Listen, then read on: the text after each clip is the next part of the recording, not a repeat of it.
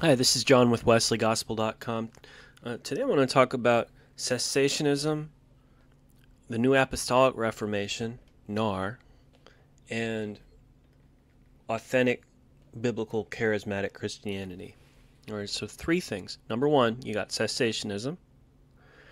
Number two, you got the New Apostolic Reformation, NAR, people like Bill Johnson. And then thirdly, you have the idea and the subjective personal experience of individual charismatics who want authentic charismatic Christianity. Three things.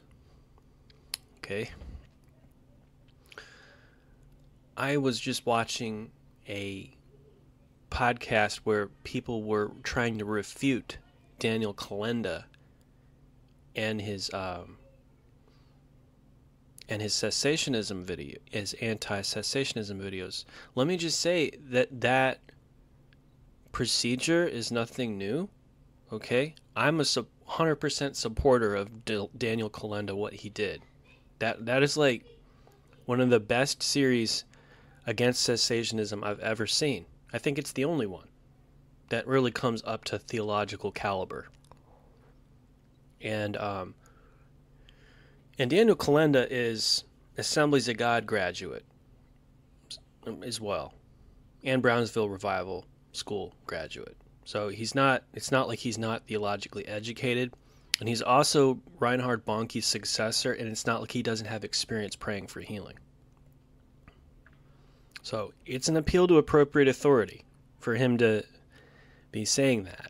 Okay, I'm not saying he shouldn't be unquestioned, but what I'm saying, I'm not just saying he's just a podcasting guy. Okay.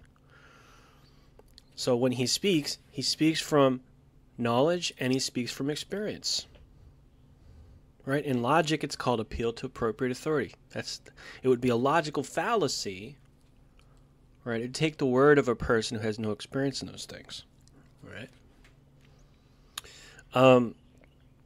So the fact that people are being flippant about what he's been saying,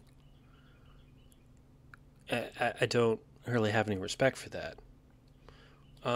Secondly, one of the things we're seeing with these people responding to Kolenda's anti-cessationism videos is that you're seeing people swinging the pendulum to the opposite extreme into cessationism, thinking that there's spiritual safety there. And there's not. Actually, there's not spiritual safety there. Cessationism is a placebo. It provides people a false sense of security. And actually, the old word for cessationism is deism. Deism. Right? It's the rejection of divine intervention. And it says in Revelation 21:8 that all unbelievers are cast into the lake of fire and brimstone, which is the second death. I'm inclined to believe that cessationism is the apple given to Eve, saying, "Come, I will give you knowledge." Are people like John MacArthur good in other areas of doctrine? Absolutely. But with all theologians, you have to learn to pick the good parts and ignore the bad parts. You know, his Gospel According to Jesus book, excellent. Excellent. Except for the once saved, always saved part, it's excellent. I would point people to read Kenneth J. Collins, but still. But when it comes to charismatic chaos and strange fire, absolutely not.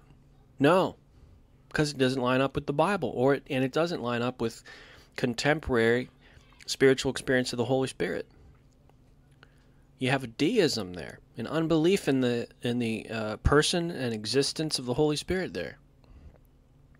And it's dangerous, more dangerous than the NAR. Now, let's talk about the NAR. You might think, well, if I reject cessationism and I become a charismatic, that means Bill Johnson. Not necessarily. Hold your horses. Charismatic and Pentecostal's been around for 2,000 years plus. Long, long, long before Bill Johnson and friends. Okay? You don't have to like Bill Johnson if you're charismatic. Personally, I find Bill Johnson to be kind of questionable. To be just personally, you know. Now maybe if I went to his church, I don't know. Maybe my emotions about that would change, but nevertheless, you got to stop looking to men as the thing. Right? You're operating in ideas with Christianity. So it's not like you have to choose between John MacArthur and Bill Johnson. No. When we're talking about cessationism versus continuationism, we're not talking about choosing men. Well, which one am I going to go with? Which one? It's the idea. It's about how you orient your faith towards God. It's about how you orient your faith towards God. See, one of the problems with Christianity, it's so name-based. It's name-based. We don't want to get lost in names. We want to understand, how are we supposed to orient our faith towards God? How are we supposed to take our faith and direct it at God? Well, number one, it needs to be gospel-centered. I think we can all agree on that. It needs to be centered in the book of Romans. And that's one of the weaknesses of the New Apostolic Reformation. They've completely lost sight of the book of Romans. They've completely lost sight of soteriology. They've completely lost sight of it. That is an incredible weakness in the New Apostolic Reformation. And the fact that Bill Johnson's highly visible in that and does not call people to Romans is highly questionable. That's why I said why I have questionable feelings about him. You'd never hear about hell and eternal punishment. I mean, the doctrines of the Reformation are just not there. The Puritanism just isn't there. So we've got to remember that, the number one aspect of Christianity is getting saved from hell. And so you're going to get that with John MacArthur and friends. And for them, they are to be highly applauded in that area. But there's a spiritual danger in accepting everything they say wholesale. There's cessationism there, and that is unbelief. It is heresy. Kalenda is right. It is heresy. It's deism. Deism is a heresy. The word cessationism was invented in 1979 in a book called Perspectives on Pentecost by Richard Gaffin. I believe it does not occur in any other books or any other things before that point. If you did not believe in miracles, if you believe that miracles ceased at some point in history, and you believe that God does not interact through divine interventions, interpositions, or miraculous events, you were called a deist in times past. A person who believes in a creator, but one who does not personally interact through his presence, his voice, or a dream or miracle. That's deism. And Calvinism has for a long time suffered from the specter of deism. There was only one time where it was not the case, and that was during the Great Awakenings of Jonathan Edwards and Charles Finney. So there's some really dangers. You need to understand. Look, you can quote unquote have faith in the gospel, but with deism, no.